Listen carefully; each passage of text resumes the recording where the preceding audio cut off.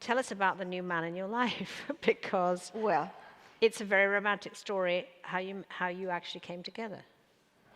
I tried Match.com, but actually, what can I write in my profile? 73-year-old short Latino grandmother looks for a partner? What would happen? What do you think? So it didn't work. I didn't get one reply, nothing. So I decided, okay, I'm going to live with my dog. I have a very cute dog.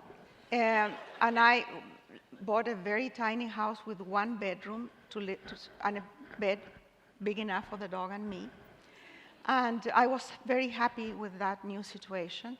But apparently, I said this in NPR in some program, and a man who is a lawyer in New York was driving to Boston, and he heard me on the radio, and he didn't like what he heard. He thought, how come that this intelligent woman that wrote those books can say this stupid thing?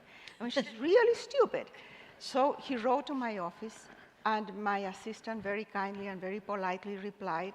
And then he wrote again the next day, and then I picked up and I replied. And he started writing every single day, every morning, and every evening for 5 months. Wow. And the only person who has been so consistent in their writing is my mother. So I thought this guy must have some qualities of my mother.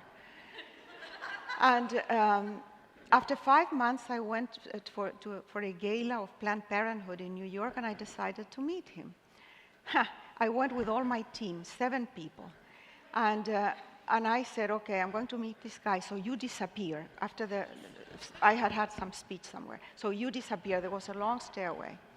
And he was waiting for me downstairs, and the 7 members of my team were standing on the stairs with the phones, taking pictures. So it was a very humiliating moment. And the guy invited me out for lunch the next day. And I was sitting there in the restaurant thinking, what am I doing here? Tomorrow I have to go back to California.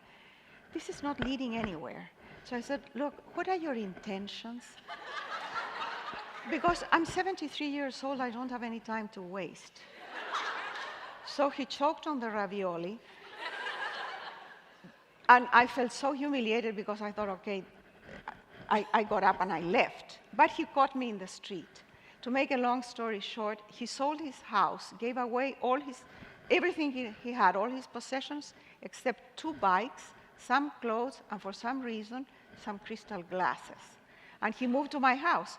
So now we are the dog, me and him in this tiny house with 1 bedroom. And it's really working beautifully.